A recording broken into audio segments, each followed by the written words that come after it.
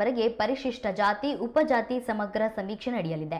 ಅಧಿಕಾರಿಗಳು ಸಮೀಕ್ಷೆಗೆ ಊರಿಗೆ ಬಂದಾಗ ನಾಯರ್, ಕಾರಬಾರಿ, ಡಾವೋ ಈ ಜಾತಿಗಳು ಪರಿಶಿಷ್ಟ ಜಾತಿಯಲ್ಲಿದೆ. ಇವುಗಳನ್ನು ಬಂಜಾರ ಲಂಬಾಣಿ ಎಂದು ಹೆಸರು ನಮೂದಿಸಬೇಕು. ಈ ಕುರಿತು ಇಂದು ಶಿವಮೊಗ್ಗದಲ್ಲಿ ನಡೆದ ಪತ್ರಿಕಾಗೋಷ್ಠಿಯಲ್ಲಿ ಕರ್ನಾಟಕ ತಾಂಡ ಅಭಿವೃದ್ಧಿ ನಿಗಮದ ಜಯದೇವಪ್ಪ ನಾಯಕ್ ಮಾಹಿತಿ ನೀಡಿದ್ದಾರೆ.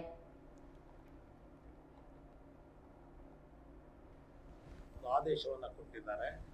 ನಾವು 3 ಹಂತದಲ್ಲಿ ಈ ಜನಗಣತಿಯನ್ನು ಮಾಡ್ತೇವೆ ಅಂತ.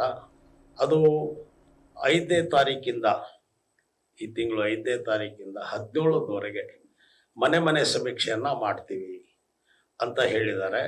ಅದಕ್ಕೆ ನಾನು ನಿಗಮದ ಅಧ್ಯಕ್ಷನಾಗಿ ನಮ್ಮ ಜನಾಂಗದ ನಾಯಕ್, ಡಾವೋ, ಕಾರಬಾರಿ ಹಾಗೂ ವಿದ್ಯಾರ್ಥಿಗಳು, ಯುವಕರು, ತಾಯಂದಿರು ಮತ್ತು ನೌಕರದಾರರು ಎಲ್ಲರೂ ಈ ಏನು 5ನೇ ತಾರೀಕಿಂದ 17ರವರೆಗೆ ಸಮೀಕ್ಷೆಯನ್ನು ಮಾಡ್ತಾರೆ, ತಾವೆಲ್ಲರೂ ಊರುಗಳಲ್ಲಿ ಸಹಕರಿಸಿ ಸರಿಯಾಗಿ ದತ್ತಾಂಶವನ್ನು ಕರಾರುವಕ್ಕವಾಗಿ ಈ ಗಣನೆಗೆ ಬಂದಿರತಕ್ಕಂಥ ಅಧಿಕಾರಿಗಳಿಗೆ ಒದಗಿಸ್ಬೇಕಂತ ಹೇಳಿಬಿಟ್ಟು ನಾನು ಮನವಿ ಮಾಡ್ಕೊಳ್ತಾ ಇದ್ದೇನೆ.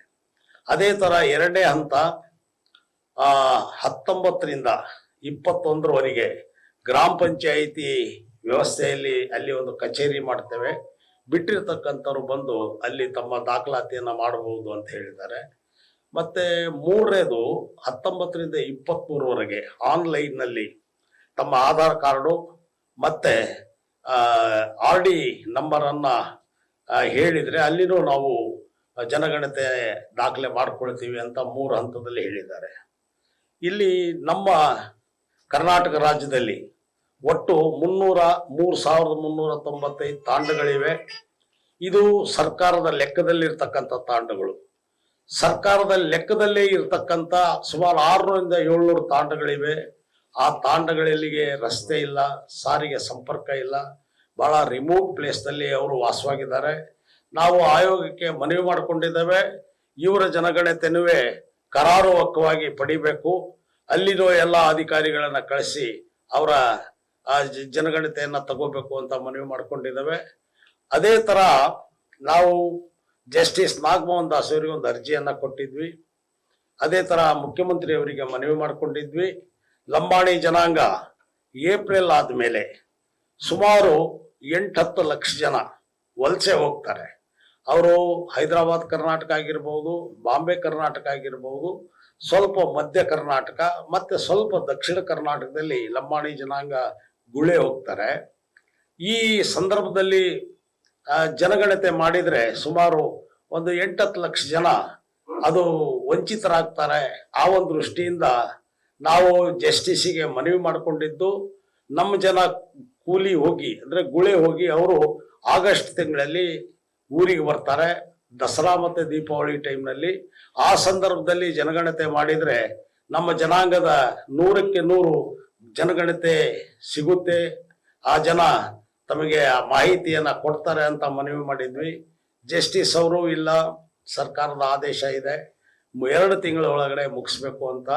ತಾವು ತಮ್ಮ ಜನಗಳಿಗೆ ಎಲ್ಲೆಲ್ಲಿ ವಲಸೆ ಹೋಗಿದ್ದಾರೆ ಅವರಿಗೆ ವಾಪಸ್ ಕರೆಸಿ ಜನಗಣತಿಗೆ ಕೊಡಿ ಅಂತ ಅವರು ಹೇಳಿದರು. ಅದೇ ಥರ ಮುಖ್ಯಮಂತ್ರಿ ಅವರು ಹೇಳಿದರು, ಇಲ್ಲ ಇದು ವಿಷಯ ನನಗೆ ಗೊತ್ತಿದೆ, ಆದರೆ ಇದು ಒತ್ತಡ ಇರೋದ್ರಿಂದ 2 ತಿಂಗಳ ಒಳಗಡೆ ಕೊಡಬೇಕು, ತಾವು ತಮ್ಮ ಜನಾಂಗನ ಮನವಿ ಮಾಡಿಕೊಳ್ಳಿ ಅಂತ ಹೇಳಿದ್ದಾರೆ. ಆ ಒಂದು ದೃಷ್ಟಿಯಿಂದ ಕರ್ನಾಟಕ ರಾಜ್ಯದಲ್ಲಿರ್ತಕ್ಕಂಥ ಲಂಬಾಣಿ ಜನಾಂಗದ ಹಾಲಿ ಸದಸ್ಯರು ಹಾಗೂ ಗ್ರಾಮ ಪಂಚಾಯಿತಿ, ಜಿಲ್ಲಾ ಪಂಚಾಯಿತಿ, ತಾಲೂಕ್ ಪಂಚಾಯಿತಿ ಮಾಜಿ ಸದಸ್ಯರು, ಮಾಜಿ MLA ಮತ್ತು ಮಂತ್ರಿಗಳು ಮತ್ತು ವಿದ್ಯಾರ್ಥಿಗಳು ಎಲ್ಲರೂ ಎಲ್ಲೆಲ್ಲಿ ಗುಳೆ ಹೋಗಿದ್ದಾರೆ ಅವರಿಗೆಲ್ಲೇ ವಾಪಸ್ ಕರೆಸಿ ಅವರ ಅಂಕಿಅಂಶನ ಕೊಡೋದ್ರಲ್ಲಿ ತಾವು ಪ್ರಯತ್ನ ಪಡಬೇಕು. ಅದಾದ ಮೇಲೆ ಸರ್, ಇಲ್ಲಿ ಒಂದು ಪ್ರಶ್ನೆ ಏನು ಅಂದರೆ, ಇದನ್ನು ನಾವು ಮುಖ್ಯಮಂತ್ರಿಯವರಿಗೆ ಹೇಳಿದ್ದೇವೆ, ಆಮೇಲಿಂದ ನಮ್ಮ ಜಸ್ಟಿಸ್ ನಾಗಮೋಹನ್ ದಾಸ್ ಅವರಿಗೂ ಅವ್ರ ಗಮನಕ್ಕೆ ತಂದಿದ್ದೇವೆ. ಈಗ ಪಟ್ಟಣಗಳಲ್ಲಿರ್ತಕ್ಕಂಥ ಪರಿಶಿಷ್ಟ ಜಾತಿಯ ಜನಗಣತಿ ಹೇಗೆ ಮಾಡ್ತೀರಿ? ಈಗ ಜನಗಣತಿ ಮಾಡೋದೇ ಬೇರೆ, ಜಾತಿ ಗಣತಿ ಮಾಡೋದೇ ಬೇರೆ. ಯಾರ ಮನೆಯಲ್ಲಿ ಯಾರು ವಾಸವಾಗಿದ್ದಾರೆ ಅಂತ ತಾವು ಕಂಡುಹಿಡಿಯಲಿಕ್ಕಾಗುತ್ತೆ. ಇದಾದ ಮೇಲೆ ಈ ಪರಿಶಿಷ್ಟ ಜಾತಿಯ ಜನಗಳಿಗೆ ಮನೆ ಕೊಡೋದು ಕಷ್ಟ ಇದೆ. ಅವರು ಬೋರ್ಡೇ ಹಾಕಿರ್ತಾರೆ, ನಾನ್ ವೆಜ್ನವರಿಗೆ ನಾವು ಮನೆ ಕೊಡೋದಿಲ್ಲ ಅಂತ. ಅವ್ರು ಮನೆ ತಗೊಳ್ಳೋದ್ರಲ್ಲಿ ಕೆಲವು ಸುಳ್ಳು ಹೇಳಿ ಮನೆ ತಗೊಂಡಿರ್ತಾರೆ. ಆ ಸಂದರ್ಭದಲ್ಲಿ ಅವ್ರಿಗೆ ಕೇಳಿದ್ರೆ ಜಾತಿ ಹೇಳೋದ್ರಲ್ಲೂ ಅವ್ರಿಗೆ ಮುಜುಗುರ ಇದೆ. ಮನೆ ಮನೆ ಸಮೀಕ್ಷೆ ಮಾಡಿ ಯಾರು ಶೆಡ್ಯೂಲ್ ಕ್ಯಾಸ್ಟು ಅಂತ ಕಂಡುಹಿಡಿಯೋದು ಬಹಳ ಕಷ್ಟ ಇದೆ ಸಿಟಿ ಲೆವೆಲ್ನಲ್ಲಿ. ಇದನ್ನು ನಾವು ಗಮನಕ್ಕೆ ತಂದಿದ್ದೇವೆ. ಅವ್ರು ಹೇಳಿದ್ದಾರೆ ಇಲ್ಲ ನಾವು ಅಲ್ಲಲ್ಲಿ ಒಂದು ಸೆಂಟರ್ ಮಾಡಿ ನಾವು ಮಾಹಿತಿಯನ್ನ ಕೊಟ್ಟು ಕಲೆ ಮಾಡ್ತೀವಿ ಅಂತ ಹೇಳಿದ್ದಾರೆ. ಇದಾದ ಮೇಲೆ ನಮ್ಮ ಜನಾಂಗದ್ದು ನಿಜವಾದ ಸಮಸ್ಯೆ ಏನು ಅಂದ್ರೆ, ಇದುವರೆಗೂ ಪಟ್ಟಣದಲ್ಲಿ ವಾಸವಾಗಿರ್ತಕ್ಕಂಥ ಲಂಬಾಣಿ ಜನಾಂಗದ ಮಾಹಿತಿ ಇನ್ನೂ ಸಿಕ್ಕಿಲ್ಲ. ಆ ಮಾಹಿತಿ ಇನ್ನು ಸರ್ಕಾರಕ್ಕೆ ಅದು ಒದಗಿಸಿಲ್ಲ. ಕಾರಣ ಏನು ಅಂದ್ರೆ, ನಮ್ಮ ಬೆಂಗಳೂರಿನಲ್ಲೇ ಸುಮಾರು 5-6 ಲಕ್ಷ ಜನ ಇವತ್ತು ಅಲ್ಲಿ ವಾಸವಾಗಿದ್ದಾರೆ. ಅವರು ಕೂಲಿಗಾಗಿ ಆಗಿರಬಹುದು, ಬಾರ್ ಅಂಡ್ ರೆಸ್ಟೋರೆಂಟ್ ನಲ್ಲಿ ಇರಬಹುದು, ಸಣ್ಣ ಸಣ್ಣ ಕೆಲಸದಲ್ಲಿ ಇರಬಹುದು, ಗಾರೆ ಕೆಲಸ, ಮನೆ ಕಟ್ಟೋ ಕೆಲಸದಲ್ಲಿ ಅಲ್ಲಿದ್ದಾರೆ. ಅವ್ರ ಅಂಕಿಅಂಶ ಇಲ್ಲೇ ಇಲ್ಲ.